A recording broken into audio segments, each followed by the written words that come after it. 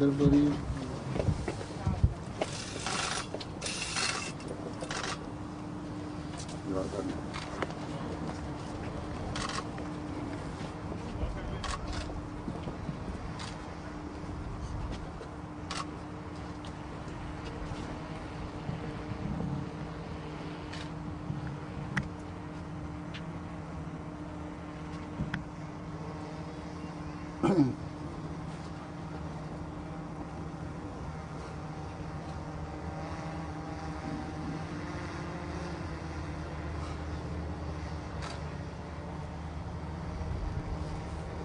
آمين.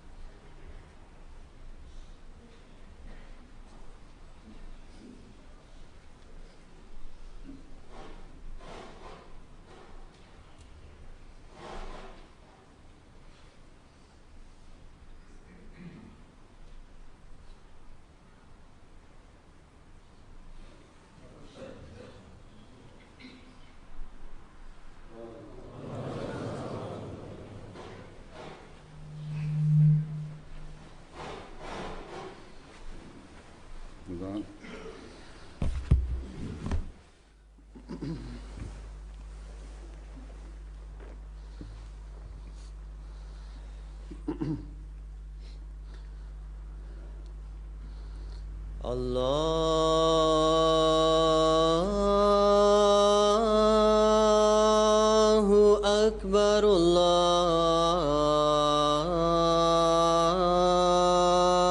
الله أكبر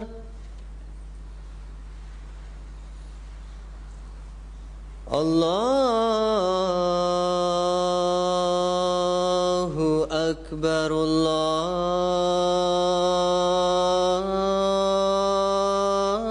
الله أكبر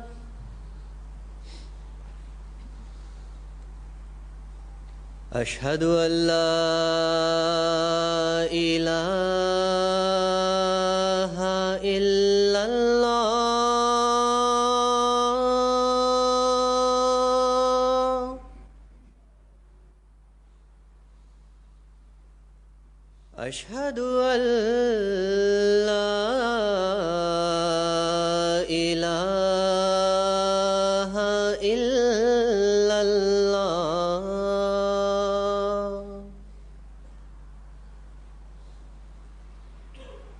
أشهد أن محمدًا رسول الله أشهد أن محمدًا رسول الله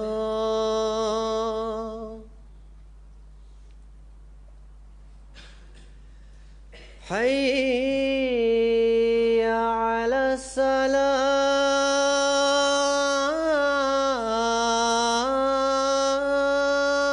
الصلاة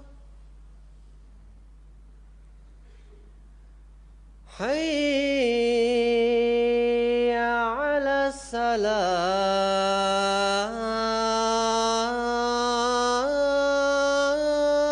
الصلاة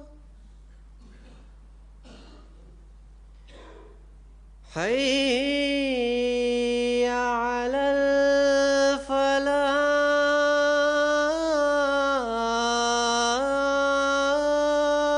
الفلاح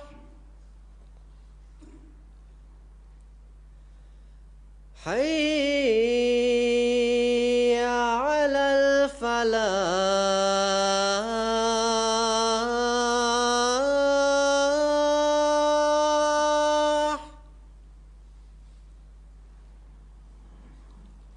الله أكبر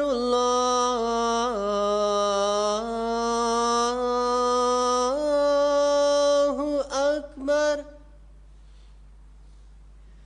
لا إله إلا الله.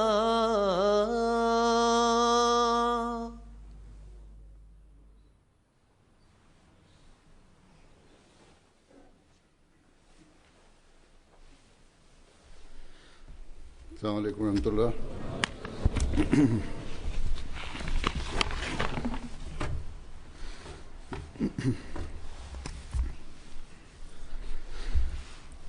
أشهد أن لا إله إلا الله وحده لا شريك له وأشهد أن محمدا عبده ورسوله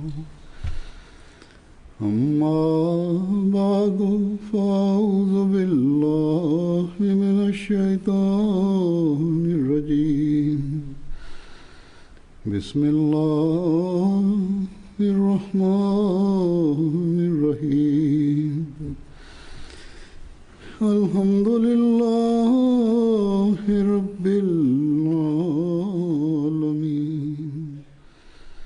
الرحمن الرحيم مالك يوم الدين إياك نعبد وإياك نستعين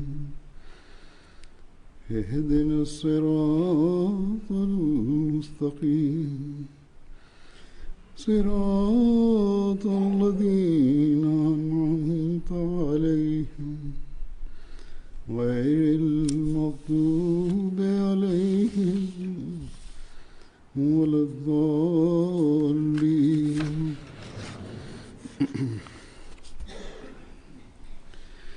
إنما يعمر مساجد الله من آمن بالله واليوم الآخر وأقام الصلاة وآتى الزكاة ولم يخش إلا الله فعسى أولئك أن يكونوا من المهتدين.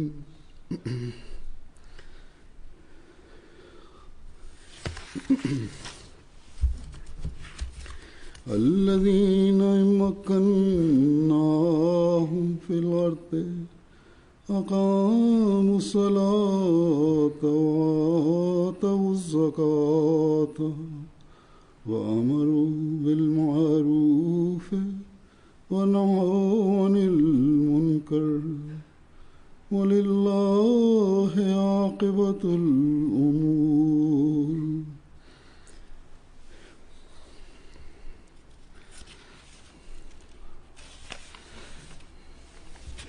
அல்ஹம்துலில்லா. அல்லாஹ் தஆலா ஸ்வீடனின் அஹ்மதியா ஜமாத்திற்கு இரண்டாவது மஸ்ஜித் கட்டும் வாய்ப்பு தந்துள்ளான். அதற்கு மஸ்ஜித் மஹமூத் என்று பெயர் வைக்கப்பட்டுள்ளது. ஆண்கள் பெண்கள் எல்லோருமே இந்த பள்ளிவாசலை கட்டுவதில் பெரும் கலப்பற்ற தூய்மையை வெளிப்படுத்தியிருக்கிறார்கள். இங்குள்ள இந்த ஜமாத் ஒரு சிறிய ஜமாத்தாக இருக்கின்ற நிலையில் இது ஒரு பெரும் திட்டமாக இருந்தது. இந்த அடிப்படையில் அவர்களுக்கு உண்மையிலே இது ஒரு பெரும் திட்டமாகும். இங்கு பல வேலை இல்லாதவர்கள் இருக்கிறார்கள், வயதானவர்கள் இருக்கிறார்கள், சிறுவர்கள் இருக்கிறார்கள், வீட்டில் இருக்கக்கூடிய பெண்கள் இருக்கிறார்கள். ஆனால் இங்கு சம்பாதிக்கக்கூடியவர்கள் ஆர்வத்துடன் இதில் பங்கெடுத்திருக்கிறார்கள். அவர்கள் பள்ளி கட்டுவதில் முடிந்தவரை பொருள் தியாகம் செய்திருக்கிறார்கள். அங்கு பெண்களும் குழந்தைகளும் கூட பின்தங்கவில்லை. அல்லாஹ்வின் வீட்டை கட்டுவதற்காக மார்க்கத்திற்கு உலகை விட முன்னுரிமை தருவதற்குரிய முன்னுதாரணத்தை காட்டியிருக்கிறார்கள். எவருக்குதான் ஆசைகள் இல்லை, எவருக்குதான் தேவையில்லை? எண்ணற்ற உலகியல் பௌதீக பொருள்கள் கவனத்தை ஈர்க்கின்ற இக்காலத்தில் அஹ்மதிகளின் பொருள் தியாகத்தை பார்த்து மனிதன் வியந்து போகின்றான். வெறும் ஒரு மஸ்ஜிதுடைய கேள்வி அல்ல, பள்ளிகள் கட்டுவது, தொழுகை மையங்கள் கட்டுவது, வாங்குவது, பிரச்சார நிலையங்கள் கட்டுவது,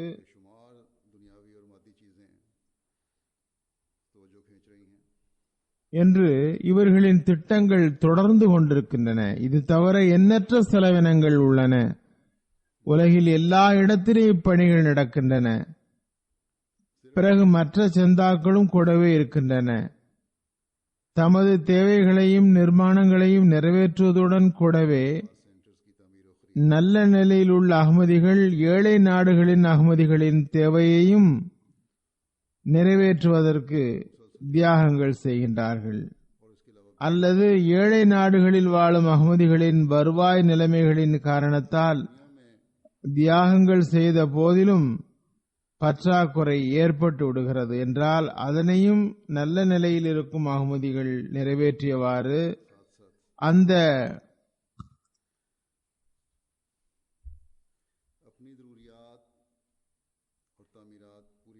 நாடுகளின் ஜமாத்தின் தேவைகளை நிறைவேற்ற உதவி செய்கின்றார்கள். எவ்வாறிருப்பினும் அஹ்மதியா ஜமாத்தில் பெரும்பாலான அஹ்மதிகளின் இயல்பே அவ்வாறு இருக்கின்றது. பொருள் தியாகம் செய்வதற்காக நிம்மதியின்மை காணப்படுகிறது. ஜமாத்திற்காகவும் இறைவனுக்காகவும் செலவு செய்வதற்கான இஸ்லாமிய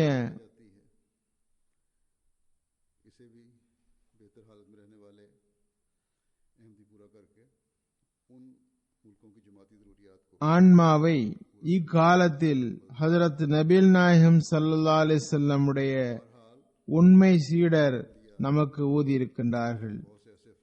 எவ்வாறு ஹஜரத் மஸீஹ் மவ்ஊத் அலைஹிஸ்ஸலாம் ஜமாத் மக்களின் பொருள் தியாகத்தை குறித்து வியப்பை வெளிப்படுத்தினார்களோ, இன்றும் கூட நான் கூறியது போன்று அத்தகைய தியாகங்கள் வியப்பை ஏற்படுத்துகின்றன. இவை அனைத்தும் அல்லாஹ்வின் அருளால் ஹஜரத் மஸீஹ் மவ்ஊத் அலைஹிஸ்ஸலாமிடம் அல்லாஹ்வினால் தரப்பட்ட வாக்குறுதியின் வெளிப்பாடேயாகும். அல்லாஹ் தஆலா அன்னாரின் தேவைகளை நிறைவேற்றுவதாக வாக்களித்திருந்தான். இந்த பள்ளியின் கட்டடம், இங்கு 2 அறைகளை கொண்ட தங்குமிடம், அலுவலகங்கள், நூலகம் ஆகியவை 37,500 மில்லியன் குரோனர் செலவில் உருவானதாக அல்லது 3 அல்லது 3.25 மில்லியன் பவுண்ட் என்று தோராயமாக எனக்கு கூறப்பட்டிருக்கின்றது.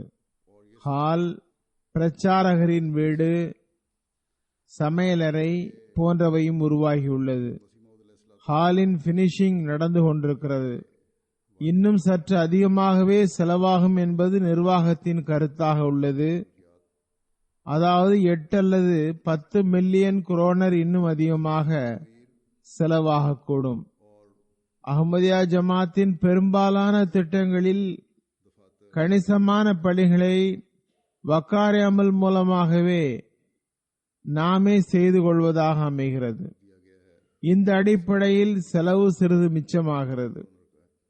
தன்னார்வர்கள் பணி செய்கிறார்கள். சிலர் இரவும் பகலும் இங்கு தங்கியிருந்ததாக அல்லது சிறிது நேரம் மட்டுமே வீட்டிற்கு சென்று பிறகு வந்துவிட்டதாகவும் கூறினர். வேலை விரைவில் முடிந்து பள்ளி திறக்க வேண்டும் என்பதற்காக அவ்வாறு செய்தனர். எனினும் சில இடங்களில் நான் கூறியது போன்று முழுமை செய்து முடியவில்லை. ஒப்பந்தக்காரர்கள் அல்லது கூலி ஆட்கள் ஒரு முறை நுழைந்துவிட்டால் பிறகு தமது விருப்பம் போல் வெளியேறி விடுகிறார்கள். இங்குள்ள நிர்வாகத்தினர் அந்த வரம்புகளையும் கவனத்தில் கொண்டு என்னை அழைத்திருக்க வேண்டும். எவ்வாறு இருப்பினும் அல்லாஹ் தஆலா பொருள் தியாகம் செய்பவர்களுக்கு மிகச்சிறந்த கூலி தருவானாக. அவர்கள் இந்த பள்ளி மற்றும் காம்ப்ளெக்ஸ் கட்டுவதில் எந்த வகையில் பங்கெடுத்திருந்தாலும் சரி. பெரும் அழகிய பள்ளி ஒன்று கட்டப்பட்டுள்ளது. இப்பகுதியின் மக்களும் பள்ளியின் அழகை பாராட்டுகின்றார்கள். 2 நாட்களுக்கு முன் பத்திரிகையாளர்கள் மற்றும் ரேடியோக்காரர்கள் இங்கு வந்திருந்தார்கள். என்னிடமும் அவர்கள் அழகிய பெரிய பள்ளி கட்டப்பட்டுள்ளது என்று கூறினார்கள். இது இப்பகுதியின் அழகை மேலும் கூட்டுவதாக அமைந்துள்ளது. தியாகத்தின் உயிரை எவ்வாறு சிறுவரும் பெரியோரும் காட்டினார்கள் என்பதற்கு சில உதாரணங்களை எடுத்து வைக்கின்றேன். ஒரு 11 வயது சிறுமி மஸ்ஜிதுக்கு சந்தாவாக சில 100 குரோனர்களை வழங்கினாள். கணிசமான காலமாக எனது கை செலவுக்கான பணத்தை சேர்த்து வைத்து பள்ளியின் கட்டட பணிக்காக தந்துள்ளேன் என்று கூறினாள். 10-11 வயது சிறுமி அமீர்சாவிடம் அல்லது நிர்வாகத்தில் சந்தா வசூலிப்பவரிடம் வந்தது. 500 குரோனரை பள்ளி கட்டுமான செலவுக்காக அந்த சிறுமி வழங்கினாள். அவளிடம் 2 கிளிகள் இருந்ததாம். அதனை விற்று அத்தொகையை பள்ளி கட்டுவதற்காக தந்துவிட்டதாக கூறினாள். இந்த நாடுகளில் செல்ல பிராணிகளை வளர்க்கும் பெரும் ஆர்வம் உள்ளது. ஆனால் அஹ்மதி சிறுமி இங்குள்ள பிள்ளைகளைப் போன்று தமது செல்ல பிராணிக்கு முன்னுரிமை தரவில்லை. மாறாக இறைவனது பள்ளியை கட்டுவதற்கு தனது ஆர்வத்தை விட முன்னுரிமை தந்துவிட்டாள். உண்மையில் அசல் ஆர்வம் முன்னுரிமை அல்லாஹ்வின் திருப்தியே ஆகும். அதனை அஹ்மதி பிள்ளைகள் தான் புரிந்து கொள்ள முடியும். அவர்களுக்கு சிறு வயதிலேயே ஹஜ்ரத் நபிகள் நாயகம் ஸல்லல்லாஹு அலைஹி வஸல்லமுடைய பள்ளியை கட்டுவதில் பங்கெடுப்பவர் சொர்க்கத்தில் தனது வீட்டை உருவாக்குகிறார் என்ற இக்கூற்றை பற்றிய புரிதிறன் உருவாகிவிடுகிறது.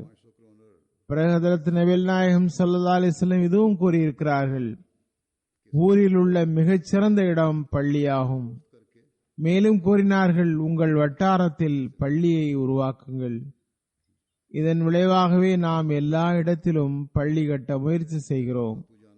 பல பத்திரிகையாளர்களிடம் எங்கு சென்றாலும் இந்த இடத்தில் ஏன் பள்ளிவாசலை கட்டி இருக்கிறீர்கள், இந்த இடத்திற்கு அப்படி என்ன சிறப்பு இருக்கிறது என்று கேட்கிறார்கள். இங்கும் இந்த கேள்வியை கேட்டார்கள். மால்மோவுக்கு என்று எந்த சிறப்பும் இல்லை, அல்லது வேறு எந்த இடத்திற்கும் எந்த விசேஷமும் இல்லை. நமது பணி மஸ்ஜிதை உருவாக்குவது. அதன் மூலம் அங்கிருக்கிற சில அகமதிகள் ஒன்று திரள வேண்டும். அவர்கள் தமது வணக்கத்தின் கடமையை நிறைவேற்ற வேண்டும் என்பதுதான். ஒரு சிறுமி பள்ளியில் ஈத்திகாஃப் இருந்தால் நிர்வாகம் அப்பெண்ணை அணுகிய போது தனது நகையை பள்ளி கட்டுவதற்காக வழங்கினாள். வெளிப்படையில் அது பெரும் மதிப்புமிக்க நகை ஒன்றுமில்லை, ஆனால் அவளது ஒட்டுமொத்த நகையாக இருந்தது. அவளது பெற்றோர் அன்பளிப்பாக தந்தது. அச்சிறுமி ஜமாத் நபரிடம் அந்த நகையை தந்து, எனது பெற்றோரிடம் நான் இந்த நகையை சந்தாவாக தந்தது பற்றி சொல்ல வேண்டாம் என்று வலியுறுத்தினாள். இன்னொரு வக்ஃபேனோ பெண்ணும் அவ்வாறே செய்தார். கை செலவுக்காக தரப்பட்ட பணத்தின் எல்லா நகைகளையும் ஒரு கவரில் இட்டு ஒரு கடிதமும் எழுதி பெற்றோரின் தலையணையின் கீழ் வைத்து விட்டார். இதுவே என்னிடம் உள்ள மொத்த பொருள் ஆகும். இறைவழியில் செலவழிப்பதற்காக இதை தவிர வேறு எதுவும் என்னிடம் இல்லை என்று எழுதி வைத்து விட்டாள். இன்னும் சில இளம் வயது பெண்கள் இருக்கிறார்கள். அவர்களுக்கு சமீபத்தில் தான் திருமணமும் ஆகியிருந்தது. நகை அணியும் ஆர்வம் முற்றிலும் தீர்ந்து போகவும் இல்லை. எல்லா நகைகளையும் பள்ளியை கட்டுவதற்காக தந்துவிட்டார். பல பெண்கள் இருக்கிறார்கள். அவர்களின் கணவர்கள் பெரும் வாக்குறுதியும் தந்து அதனை நிறைவேற்றியும் விட்டார்கள். அந்த பெண்களுக்கு கிடைத்த எல்லா நகைகளையும் கூட முழுமையாக பள்ளி கட்டுவதற்கு தந்து விட்டார்கள். 2 பெண்களை பற்றி கூறப்பட்டது, அவர்களிடம் பொருள் தியாகம் செய்யும் சக்தி இல்லை, அவர்களிடம் எதுவும் இருக்கவில்லை. அவர்களுக்கு தகப்பனாரிடமிருந்து வாரிசு பொருளாக ஒரு வீடு பாகிஸ்தானில் கிடைத்திருந்தது. அதனை விற்று அதிலிருந்து கிடைத்த லட்சக்கணக்கான தொகையை பள்ளி கட்டுவதற்காக தந்துவிட்டார்கள். ஒரு ஹாதிம் மஸ்ஜித் கட்டுவதற்காக ஒரு பெரும் தொகையை வாக்குறுதியாக தந்திருந்தார். அதன் ஒரு பகுதி அவரது மனைவி சார்பாக வாக்களிக்கப்பட்டிருந்தது. ஆனால் துரதிருஷ்டவசமாக அந்த தம்பதியர் பிரிந்து விட்டார்கள். வாக்குறுதி சம்பந்தமாக தொடர்பு கொள்ளப்பட்ட போது ஹாதிமுடைய தந்தையார் அந்த பெண்ணை விட்டு பிரிந்து விட்டதனால் அப்பெண் தனது வாக்குறுதி அவளே வழங்குவாள் என்றார். அந்த இளைஞர் கூறினார், இல்லை, அவள் சார்பாகவும் நான் தான் வாக்களித்தேன். அவளை பிரிந்தாலும் அவள் சார்பாகவும் நானே வழங்குவேன் என்றார். முழுமையாக தந்தும் விட்டார். சில இடங்களில் எத்தகைய மக்களை நாம் பார்க்கிறோம் என்றால், பெண்களின் அனுமதிக்கப்பட்ட உரிமையை கூட தருவதில்லை. கசாவின் தீர்ப்பை ஏற்காததனால் அதற்காக தண்டனையும் வேறு பெறுகின்றார்கள். ஆனால் அதனை வழங்குவது அவர்களது கடமையாக இருந்தது. சிலர் இவ்வாறு இருக்கிறார்கள். பிரிந்த பிறகும் கூட மனைவி சார்பாக செய்யப்பட்ட வாக்குறுதியை நிறைவேற்றுகின்றார்கள். உண்மையில் இம்மக்களே நம்பிக்கையாளர்கள் என்று கூறத்தக்கவர்கள். மால்மோ ஜமாத்தின் அந்த ஹாதிம் தற்காலிக பணி செய்து வந்தார். மஸ்ஜிதின் வாக்குறுதியை அதிகரிக்குமாறு கூறப்பட்டதும் தனது வாக்குறுதியை 10,000 குரோனரில் இருந்து மேலும் அதிகரித்து 1,00,000 குரோனராக வாக்கு தந்தார்.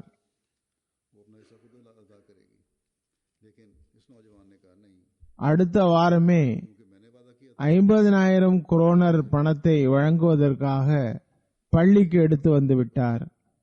இந்த தொகையை எங்கிருந்து கொண்டு வந்தீர்கள் என்று கேட்கப்பட்டது. அவரது நிலையும் அத்தகையதல்ல. வாக்குறுதியும் கூட 2 வருடங்களில் நிறைவேற்றத்தக்க முறையில் பகுக்கப்பட்டதாக இருந்தது.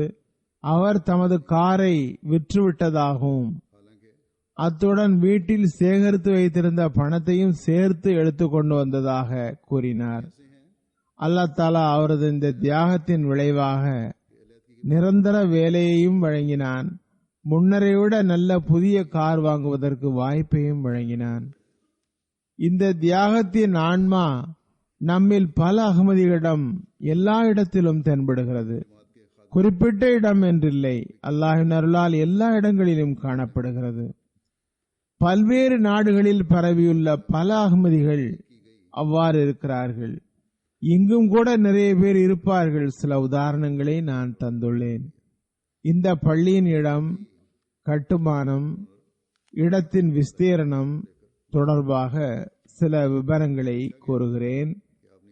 பள்ளி கட்டும் திட்டம் 1999 ஆரம்பமாகியது. அப்போதுதான் கவுன்சிலுக்கு விண்ணப்பம் அனுப்பப்பட்டது. அதற்காக கண்ணியத்திற்குரிய எஹ்சானுல்லா சாஹிப் 5000 ஸ்கொயர் மீட்டர் நிலத்தை வாங்கி ஜமாத்திற்கு வழங்கினார்கள்.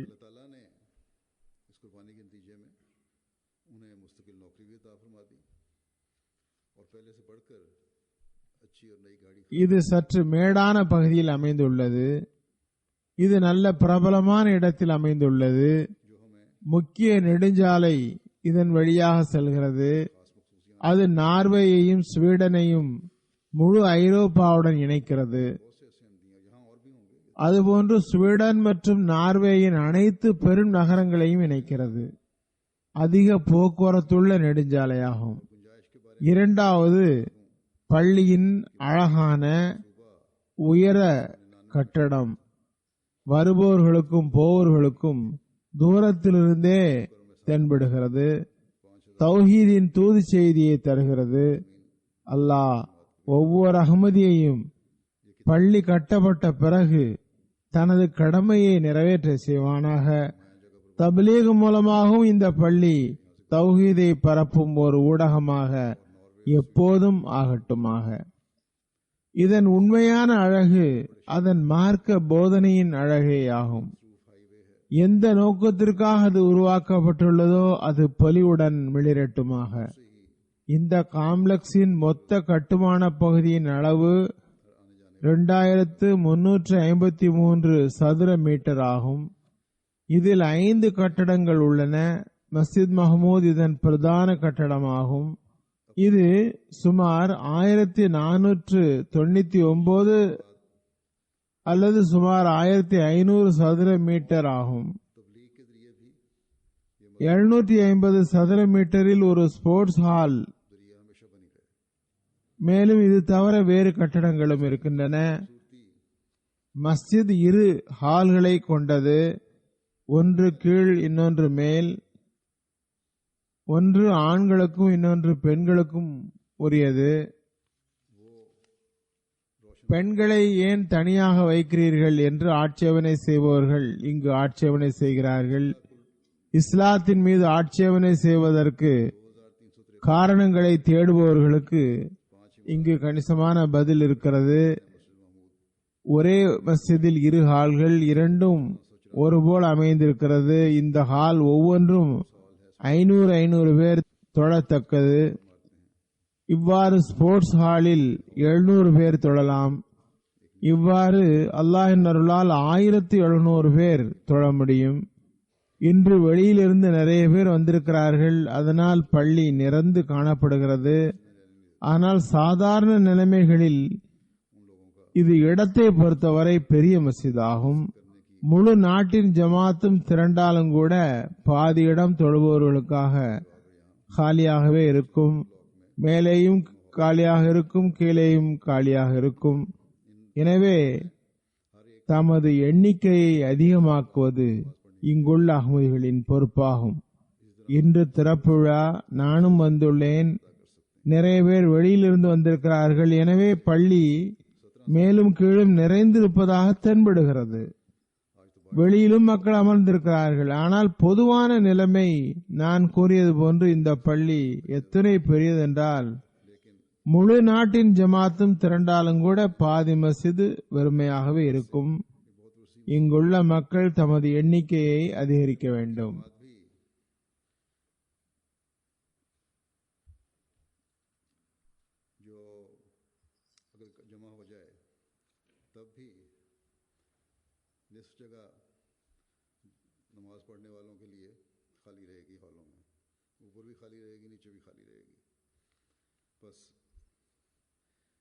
இங்குள்ள மக்களிடமிருந்து இஸ்லாத்தை பற்றி தப்பெண்ணத்தை அகற்ற வேண்டும். அவர்களை ஏகத்துவத்தின் பக்கம் கொண்டு வாருங்கள். இது அவர்கள் மீது அனுதாபத்தின் எதிர்பார்ப்பாகும். இது அவர்களுக்குரிய உரிமையாகும். இங்குள்ள மக்கள் அல்லது நாடு நமக்கு இடம் தந்து பேருபகாரம் செய்திருக்கிறது. அதற்காக நாம் செய்ய வேண்டிய மிக பெரும் பிரதி உபகாரம் இவர்களையும் நாம் அல்லாஹ்வின் அருகில் கொண்டு வர வேண்டும். மஸ்ஜிதை கட்டியதன் உரிமையும் கூட இதனை இபாதத் செய்பவர்களால் நிரப்பும் போதுதான் நிறைவேறும். நீங்களும் இங்கு வந்து பள்ளியை நிரப்ப வேண்டும். இப்பகுதி மக்களுக்கு தப்லீக் செய்து இஸ்லாமிய போதனையை இவர்களுக்கு அறிமுகம் செய்து வைக்க வேண்டும். இதன் பக்கமே கவனம் மூட்டியவாறு ஹதரத் மஸீஹ் மவ்ஊத் அலைஹிஸ்ஸலாம் ஒரு இடத்தில் நமக்கு கவனம் மூட்டியுள்ளார்கள். ஹதரத் மஸீஹ் மவ்ஊத் அலைஹிஸ்ஸலாம் கூறுகிறார்கள், இப்போது நமது ஜமாத்திற்கு பள்ளி மிகவும் தேவையாகும்.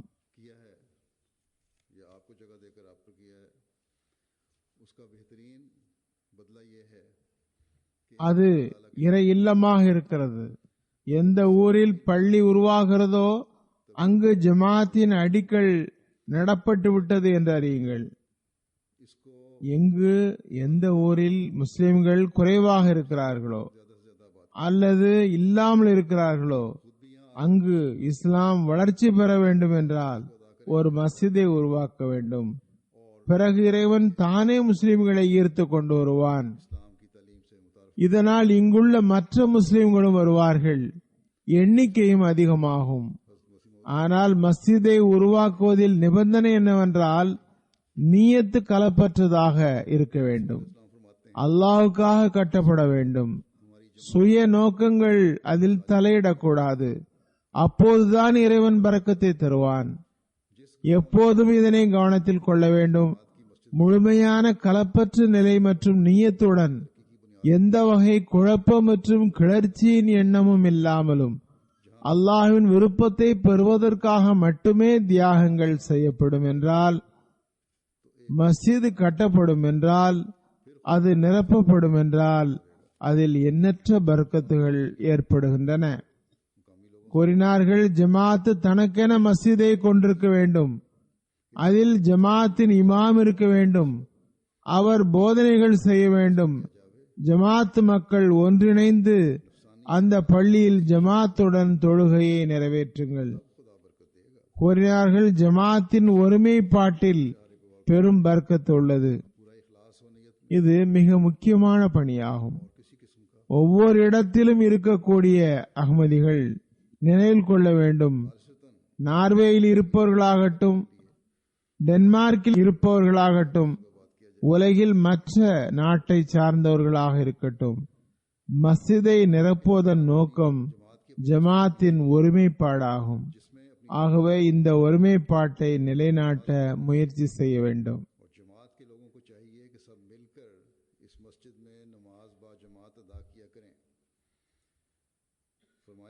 கூறினார்கள், பிளவு ஏற்படும் போது மக்கள் பல்வேறு துண்டுகளாக பிரிந்து போய்விடுகிறார்கள். இது ஒற்றுமை ஒருமைப்பாட்டை வளர்க்க வேண்டிய நேரமாகும்.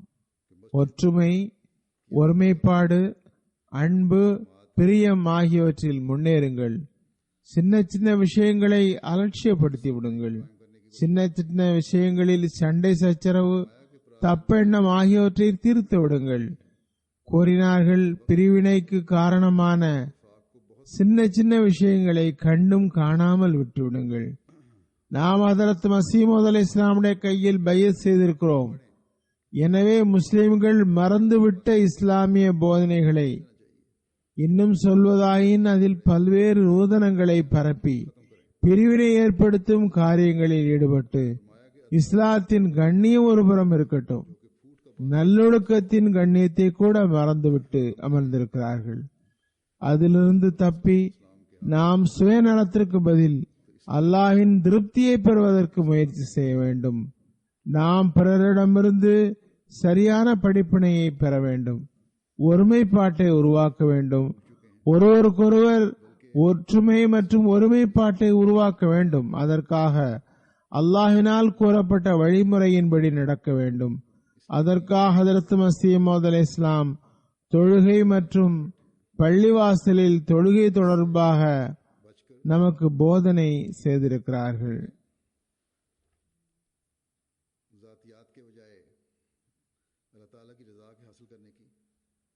அதனை நான் எடுத்து வைக்கிறேன். அன்னார் கூறுகிறார்கள், தொழுகையை ஜமாத்துடன் நிறைவேற்றுவதற்கு நற்கூலி வைக்கப்பட்டதற்கு காரணம் அதன் மூலம் ஒருமைப்பாடு உருவாகிறது. அந்த ஒருமைப்பாட்டை செயல் வடிவில் கொண்டு வருவதற்கு எந்த அளவுக்கு வலியுறுத்தப்பட்டுள்ளது என்றால், பாதங்கள் கூட வரிசையாக நிற்க வேண்டும், குதிகால்களை ஒன்றுபோல் நேராக வைக்க வேண்டும், தோள்கள் ஒன்று இன்னொன்றுடன் இணைந்திருக்க வேண்டும். இதன் பொருள் என்னவென்றால், ஒரே மனிதனை பின்பற்றும் ஒரே ஒரு மனிதனை போன்று நேராக நிற்க வேண்டும். அதன் மூலம் ஒருவரின் ஒளிகள் பிறரையும் ஊடுருவ வேண்டும். ஒருவருக்கு அதிக ஆன்மீக பலமும் சிலரிடம் குறைவாகவும் இருக்கும். நீங்கள் ஒன்றாக நிற்பதன் மூலம் ஒருவரின் ஆன்மீக ஒளி பிறரிடம் ஊடுருவுகிறது. சுயநலம் உருவாகிவிட்டால் இந்த தனித்தன்மை இருக்காது. இதுவே அன்னாரின் விருப்பமாக இருந்தது. சுயநலம் முற்றிலும் அழிந்து ஒன்றாகிவிடுங்கள் கூறுகிறார்கள்.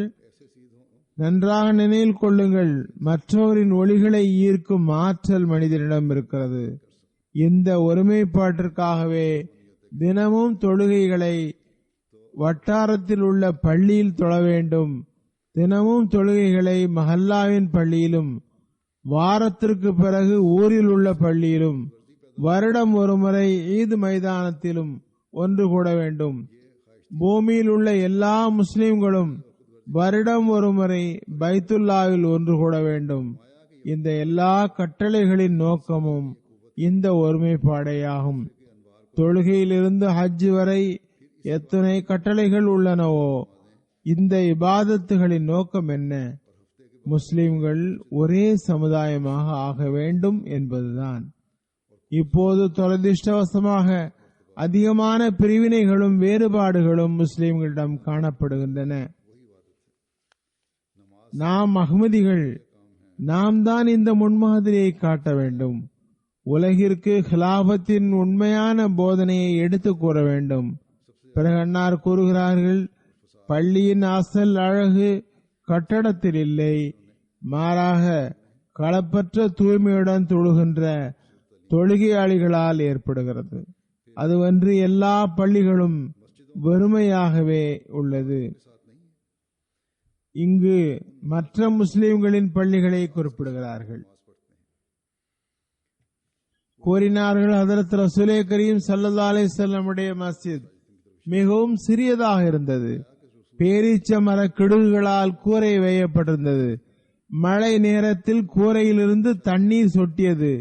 பள்ளியின் ஒளி தொழுகையாளிகளால் ஏற்படுகிறது. ஹதரத் நபிகள் நாயகம் ஸல்லல்லாஹு அலைஹி வஸல்லம் காலத்தில் உலகவாதிகளும் ஒரு பள்ளியை கட்டினார்கள்.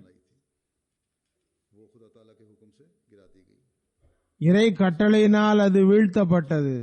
அந்த பள்ளியின் பெயர் மஸ்ஜிதே ஸர்ரா ஆக இருந்தது, அதாவது இடர் விளைவிக்கும் பள்ளி. அந்த பள்ளி மண்ணோடு மண்ணாக்கப்பட்டது. பள்ளிகள் தக்வாவிற்காக உருவாக்கப்பட வேண்டும் என்பதே பள்ளிகளை பொறுத்தவரையில் கட்டளையாகும். நிச்சயமாக தியாக உணர்வு ஆண்கள், பெண்கள், குழந்தைகள் எல்லோரிடமும் இருக்கிறது. இந்த பள்ளியினை கட்டுவதில் அது தென்பட்டது. குறிப்பாக பள்ளிகளில் அப்பழுக்கற்ற தியாகம், அது எல்லா செயற்கை தனங்களை விட்டும் தூய்மையானது. இது ஹதரத் மஸீஹ் மவ்ஊத் அலைஹிஸ்ஸலாமுடைய துஆக்கள் மற்றும் போதனைகள் பொதுவாக நம்மிடம் மார்க்கத்திற்கு உலகைவிட முன்னுரிமை தரும் புரிதிறனை தந்துள்ளது. நமது பள்ளிகளை உருவாக்கும் சிந்தனை உலகியல் காரணங்களுக்காக அல்ல, முழுக்க முழுக்க இபாதத் செய்வதற்காக மஸ்ஜித் உருவாக்கப்பட்டுள்ளது.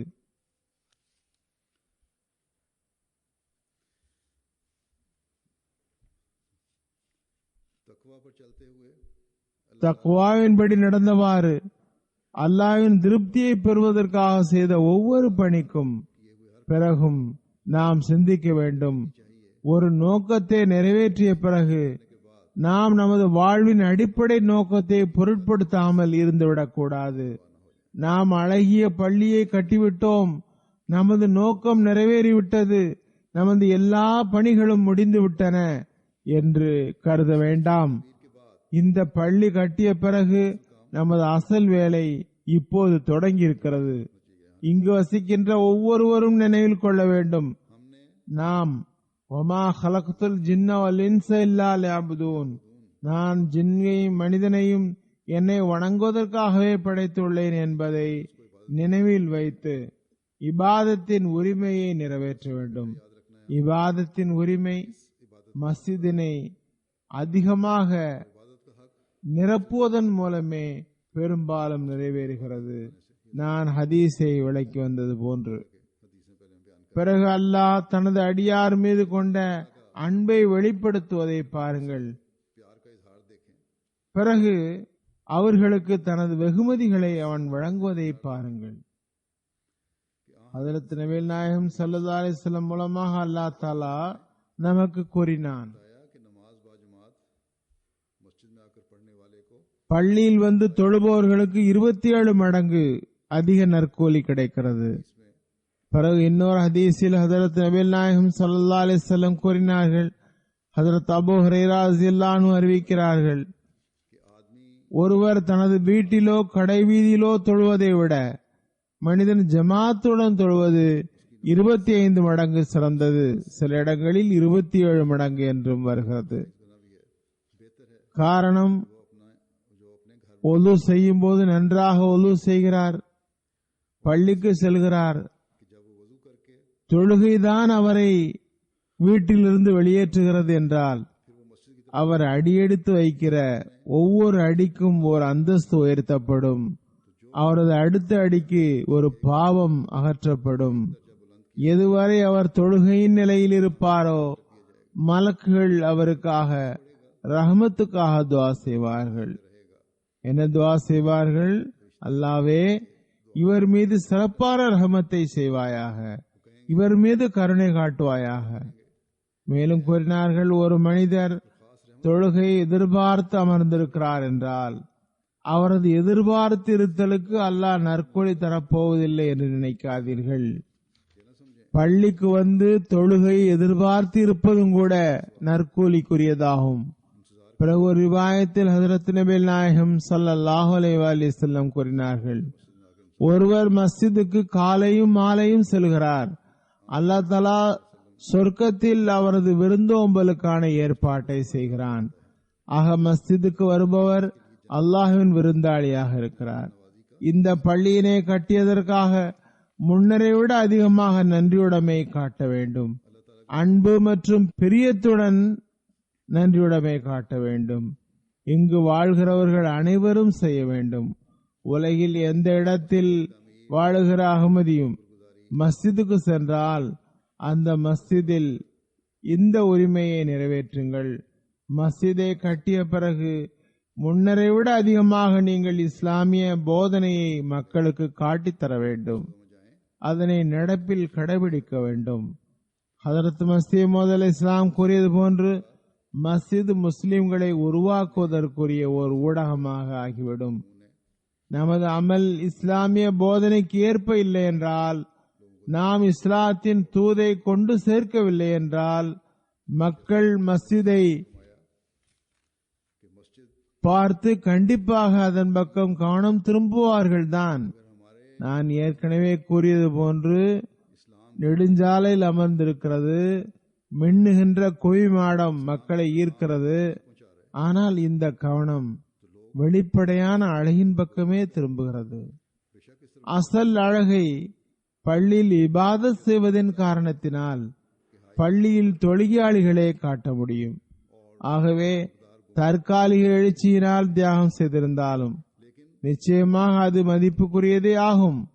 சிலரது தற்காலிக எழுச்சி பல வருடங்களாக பரவியுள்ளது, குறிப்பாக குழந்தைகள் மற்றும் இளைஞர்களின் தரப்பிலிருந்து. ஆனால் தொடர்ந்து தியாகம் செய்யும் ஒரு காலகட்டம் இப்போது ஆரம்பமாகி இருக்கிறது. இந்த மஸ்ஜிதின் வெளிப்படையான அழகை ஆன்மீக அழகாக மாற்றுங்கள். இது பெரும் பணியாகும். இதனை நாம் செய்ய வேண்டியுள்ளது. இங்கு வாழ்பவர்கள் செய்ய வேண்டியிருக்கிறது. இந்த பள்ளியின் வெளிப்படையான அழகை உட்புறமான ஆன்மீக அழகாக மாற்ற வேண்டும்.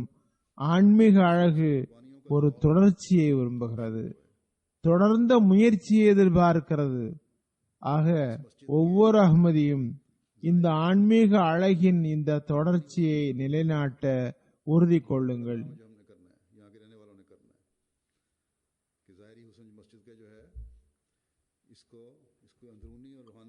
நான் ஆரம்பத்தில் ஓதிய வசனங்களில் முதல் வசனம் சூரா தௌபாவின் வசனமாகும். அதில் அல்லாஹ் கூறுகின்றான், அல்லாஹ்வின் பள்ளியை நிரப்புபவர்கள் அல்லாஹ்வின் மீது ஈமான் கொள்பவர்களும் இறுதி நாளின் மீது ஈமான் கொள்பவர்களும் ஆவர். அவர்கள் தொழுகையை நிறைவேற்றுபவர்கள், ஜகாத்து கொடுப்பவர்கள், அல்லாஹ்வை தவிர வேறு எவருக்கும் அஞ்சாதவர்கள். இம்மக்களே நேர்வழியை அடைந்தவர்களுடன் இணையத்தக்கவர்களாக இருப்பது நெருக்கத்தில் உள்ளது. ஆகவே மஸ்ஜிதை உருவாக்குவதன் நோக்கம் அல்லாஹ்வின் மீது ஈமான் கொள்வதாகும்.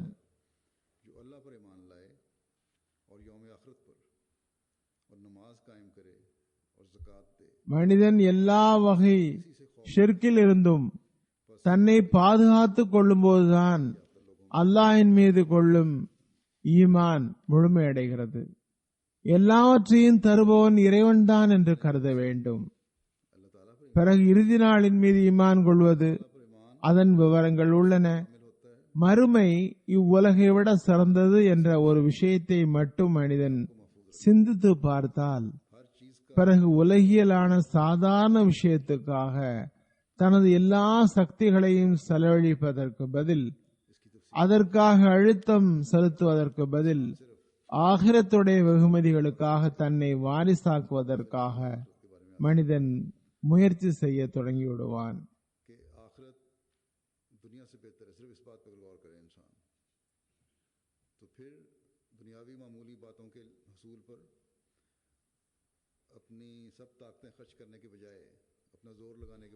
அல்லாஹ் தஆலா கூறுகின்றான், வலதாருல் ஆகிரத்தி கைருல் லில்லதீன தக்கவ். தக்வாவை மேற்கொண்டவர்களுக்கு மறுமையின் வீடே நிச்சயமாக அதிகம் சிறந்தது. ஒரு வீட்டை மனிதன் மஸ்ஜிதை கட்டுவதன் மூலம் உருவாக்குகிறான். ஆனால் அந்த வீட்டை நிரப்புவது, மஸ்ஜிதை நிரப்புவது தக்வாவுடன் தொடர்புடையதாகும். ஆகவே மஸ்ஜிதை கட்டுவதன் கடமையும் தக்வாவுடன் நடப்பதன் மூலமே நிறைவேறும். மேலும் தக்வாவை பற்றி ஹதரத் மஸீஹ் மவ்ஊத் அலைஹிஸ்ஸலாம் கூறினார்கள், இறையச்சம் உடையவராக இருப்பதற்கு அவசியமாவது பெரிய பாவங்களான விபச்சாரம், திருட்டு, மக்களின் உரிமையை பறித்தல், காட்டுதல், கர்வம், பிறரை இழிவாக பார்த்தல், கருமித்தனம் ஆகியவற்றை விடுவதில் உறுதியாக இருந்து தீயொழுக்கங்களிலிருந்து விலகி அதற்கு எதிரில் உயர் நல்லொழுக்கத்தில் முன்னேற வேண்டும். தீய அசுத்தமான ஒழுக்கங்களை விட்டுவிட வேண்டும். உயர்ந்த மேலான ஒழுக்கங்களை கடைபிடிப்பது மட்டுமன்றி அதில் முன்னேறவும் வேண்டும். கூறினார்கள், மக்களுடன் நாகரிகத்துடனும் அனுதாபத்துடனும் நடந்து கொள்ளுங்கள். மக்களுடன் இனிமை, நல்லொழுக்கம், அனுதாபத்துடன் நடந்து கொள்ளுங்கள். இதுவே நல்லொழுக்கம் மற்றும் தக்வா ஆகும். மக்களுடன் அன்பு நேசத்துடன் பழக வேண்டும், இனிமையாக பழக வேண்டும், அனுதாபத்துடன் பழக வேண்டும். இவர் யார் என்று பார்க்காமல், முஸ்லிமா முஸ்லிம் அல்லாதவரா என்றெல்லாம் பார்க்காமல், நம்மவரா அந்நியவரா என்று பார்க்காமல் பழகுங்கள். இறைவனுடன் உண்மையான பற்று, உண்மையை காட்டுங்கள். சேவையின் புகழுக்குரிய ஸ்தானத்தை தேடுங்கள். இறைவனது திருப்தி, அவர் மீது படத்தக்க வேலை செய்ய வேண்டும். இந்த விஷயங்களால் மனிதன் இறையச்சம் உள்ளவன் என்று அழைக்கப்படுகிறான். எவர் இவ்விஷயங்களின் தொகுப்பாக இருக்கின்றாரோ அவரே அசல் முத்தகி ஆவார். அதாவது தனித்தனியாக ஏதாவது ஒரு நல்லொழுக்கம் காணப்பட்டால் அவரை முத்தகி என்று கூற மாட்டோம். எல்லா நல்லொழுக்கங்களும் ஒருவரிடம் ஒருங்கிணைந்திருந்தால் அவர் முத்தகியாக இருக்கிறார். ஒரு நன்மை செய்துவிட்டோம், சந்தா தந்து விட்டோம், நன்மை செய்தாயிற்று, தொழுது விட்டோம், நன்மை செய்தாயிற்று என்பதன்று. சந்தாவும் தொழுகையும், மக்களுக்கு தொண்டு செய்தலும், மக்களுக்கு அன்பு காட்டுதலும், நல்லொழுக்கமும் நல்ல பேச்சும், இவை அனைத்தும் முத்தகியின் அடையாளங்கள் ஆகும். கூறினார்கள், எல்லா வகையான உயர் நல்லொழுக்கமும் ஒருவரிடம் ஒன்று திரண்டு இருக்காதவரை ஒருவர் முத்தகியாக முடியாது. ஆகவே நான் கூறியது போன்று நமது பொறுப்புகள் அதிகமாகின்றன. இந்த மஸ்ஜிதுக்குரிய உரிமையை வழங்குவதற்காக நமக்குள் பெரும் புரட்சியை உருவாக்க வேண்டியுள்ளது. பிறகு தொழுகையை நிலைநாட்டுதல் பற்றி கவனம் ஊட்டியுள்ளார்கள். தொழுகையை நிலைநாட்டுதல் என்பது ஐவேளை ஜமாத்துடன் தொழுவதாகும். ஆகவே இந்த மஸ்ஜிதின் அழகும் கூட தொழுகையாளிகளின் எண்ணிக்கையில் தான் இருக்கிறது. கலப்பற்ற முறையில் இறைவனை இபாதத் செய்ய விரும்புகிற தொழுகையாளிகளின் எண்ணிக்கையில் அல்லது தொழுபவர்களின் எண்ணிக்கையில் மஸ்ஜிதின் அழகு இருக்கிறது. பிறகு ஜக்காத்தின் பக்கம் கவனம் மூட்டப்பட்டுள்ளது. ஏழைகளின் உரிமைகளின் பக்கம் கவனம் மூட்டப்பட்டுள்ளது. ஒரு உண்மையான மோமின் அல்லாஹ் மற்றும் இறுதி நாளின் மீது ஈமான் கொள்கிறார். தொழுகையை நிலைநாட்டுதல், இபாதத்தில் கவனம் செலுத்துதல் ஆகியவற்றுடன் நிச்சயமாக தனது பொருளை தூய்மையாக வைத்திருப்பதற்காகவும் அவர் கவலைப்படுவார். பொருளை தூய்மையாக்குவதற்கு மிகச் சிறந்த வழி இறை வழியில் செலவு செய்தல் மற்றும் அவனது அடியார்களின் உரிமையை வழங்குவதற்காக செலவு செய்தல். பொருள் தியாகத்தின் புரிதிறனை இன்று நாம் பார்க்கிறோம். சரியான புரிதிறனை அஹ்மதியை தவிர வேறு எவருக்கும் இல்லை.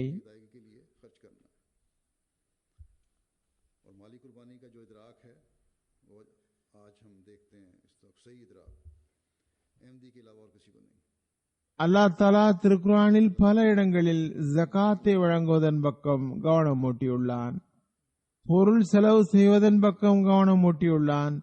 ஜகாத்தின் பக்கம் குறிப்பாக கவனம் ஊட்டியுள்ளான். சிலர் கூறுகிறார்கள், ஜமாத்தில் ஜகாத் கொடுப்பதன் பக்கம் கவனம் இல்லை, இஸ்லாத்தின் அடிப்படை கட்டளையை விட்டுவிட்டு சந்தாவின் பக்கம் அழுத்தம் தரப்படுகிறது என்று.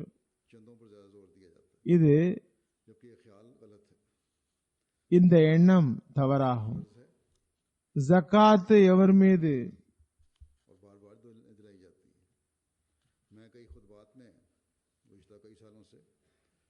கடமையோ அது தொடர்பாக அவர்களுக்கு கவனம் ஊட்டப்படுகிறது, மீண்டும் மீண்டும் கவனம் ஊட்டப்படுகிறது. நான் பல ஹுத்பாக்களில் பல வருடமாக விரிவாக சில நேரங்களில் ஒளியூட்டி இருக்கிறேன். ஜகாத்துக்கு ஹிலாஃபத் அமைப்புடன் ஆழிய தொடர்பு இருக்கின்ற நிலையில் நாம் கவனம் ஊட்டவில்லை என்று எவ்வாறாகும்? ஹிலாஃபத் பற்றிய வசனத்தில் ஹிலாஃபத் அமைப்பு பற்றி வழிகாட்டலும் முன்னறிவிப்பும் செய்யப்பட்டுள்ளது. அதற்கு அடுத்த வசனத்தில் தொழுகை மற்றும் ஜகாத் பற்றியே அல்லாஹ் தஆலா கூறுகின்றான். மற்ற சந்தா மற்றும் திட்டங்கள் பற்றி கூறப்படுகிறது என்றால், நான் கூறியது போன்று ஜகாத் ஒவ்வொருவருக்கும் கடமை இல்லை, அதற்கென்று சில விதிமுறைகளும் நிபந்தனைகளும் உள்ளன. அதன் மூலம் எல்லா செலவினங்களையும் நிறைவேற்றுவதும் முடியாது. எத்தனை பரந்த பணிகள் ஜமாத்தில் உலக அளவில் நடக்கிறதோ அதற்காக மற்ற சந்தாக்களின் பக்கம் கவனமூட்டுவதும் அவசியமாக இருக்கிறது. வசியத்து முறைப்படி தம் மீது கடமையாக்கி கொண்டு மாதம் வழங்க வேண்டும். இது ஹதரத் மஸீஹ் மவ்ஊத் அலைஹிஸ்ஸலாம் உருவாக்கியதாகும். எவ்வாறு இருப்பினும் இப்போது நான் இந்த விவரத்திற்குள் செல்லவில்லை, தொடர்ச்சியாக சில விஷயங்களை குறிப்பிட்டேன். நான் இதனால் கூற விரும்புவதாவது, மஸ்ஜிதினை கட்டியதுடன் நமது பொறுப்புகள் அதிகமாகின்றன. அதனை வழங்குவதற்கு கவனம் செலுத்த வேண்டும். அல்லாஹ்வுடன் நமது தொடர்பை இணைப்பதன் மூலமும் இந்த கவனம் ஏற்படும். ஆகிரத்தின் மீதும் பார்வையை வைக்கும் போதும் இந்த கவனம் ஏற்படும். தமது தக்வாவின் தகுதியை உயர்த்தியவாறு அல்லாஹ்வின் திருப்தியை பெற முயற்சி செய்யும் போதும் இந்த கடமை நிறைவேறும். தொழுகையை நிலைநாட்டுவதன் மூலமும் படைப்பினங்களுக்கு தொன்றாற்றுவதன் மூலமும் இதன் உரிமையை நிறைவேறும். மார்க்கத்தின் உறுதிப்பாடு இக்காலத்தில் ஹதரத் மஸீஹ் மவ்ஊத் அலைஹிஸ்ஸலாம் மூலமே கிடைக்க முடியும், கிடைத்துள்ளது.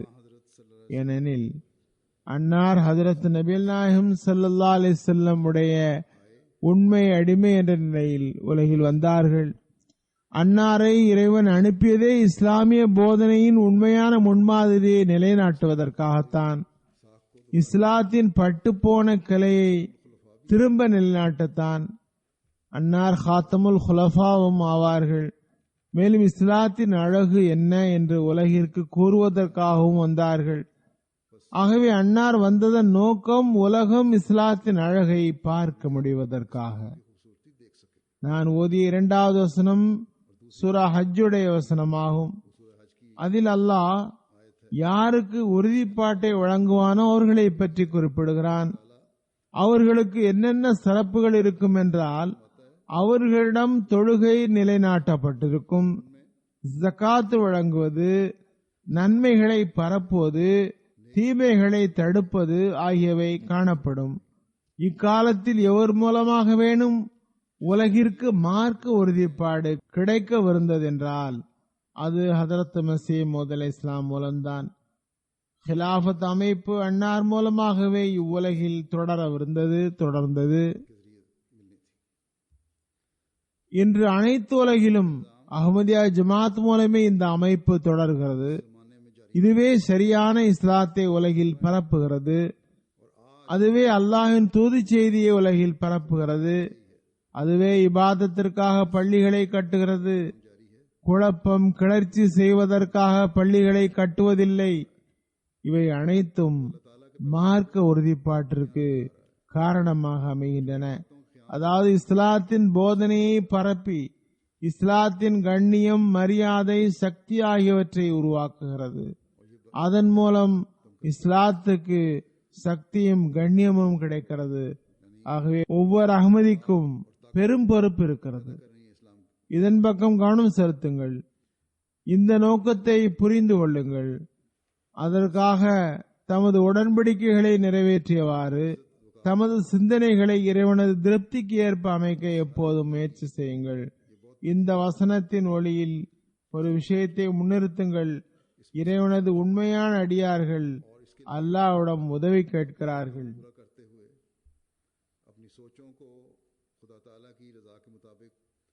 பிறகு அவர்களுக்கு இறைவனிடமிருந்தே உதவி கிடைக்கிறது. மனிதன் உண்மையான மோமினாக இருந்தால் இறைவனிடம் உதவிக்காக அழைத்தால் அவருக்கு உதவி கிடைக்கிறது. அவர் தனது எல்லா ஆற்றல்கள் மற்றும் திறமைகளை மனிதகுல நன்மைக்காக செலவு செய்கிறார். இது உண்மையான நம்பிக்கையாளரின் அடையாளமாகும். கூடவே இறைவனது கடமையையும் நிறைவேற்றுகிறார். இறைவனது அச்சம் கொண்டவர் ஈமானில் அதிகரிப்பை பெறுபவராகின்றார். தக்வாவுடன் வாழ்வை கழிப்பவராகின்றார். பிறருக்கும் நன்மையை வலியுறுத்துகின்றார். தீமைகளில் இருந்து தடுக்கின்றார். நாம் இந்த விஷயங்களை புரிபவர்களாக அல்லாஹ் ஆக்குவானாக. அல்லாஹ்வின் கடமைகளை நிறைவேற்றுபவர்களாகவும் ஒருவருக்கொருவர் அன்பில் வளர்ச்சி காண்பவர்களாகவும் பள்ளியின் ஹக்கை நிறைவேற்றுபவர்களாகவும் தப்லீகின் கடமையை நிறைவேற்றுபவர்களாகவும் ஆவோமாக. பொருள் தியாகத்தின் தற்காலிக எழுச்சி மட்டுமே நம்மிடம் இருக்கக்கூடாது. மாறாக ஆன்மீக முன்னேற்றத்தின் நிரந்தர ஆர்வத்தை நமது நிலைகளில் தொடரச் செய்பவர்களாகவும் ஏற்படுத்துபவர்களாகவும் ஆவோமாக.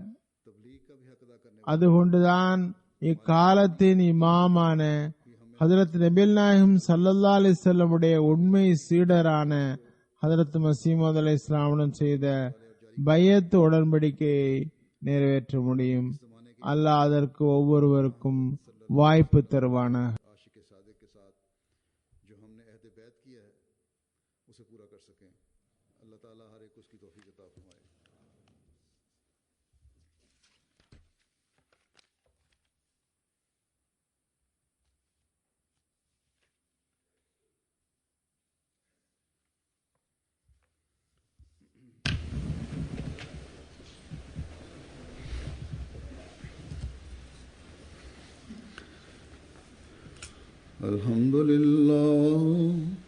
الحمد لله نحمده ونستعينه ونستغفره ونؤمن به ونتوكل عليه ونعوذ بالله من شرور أنفسنا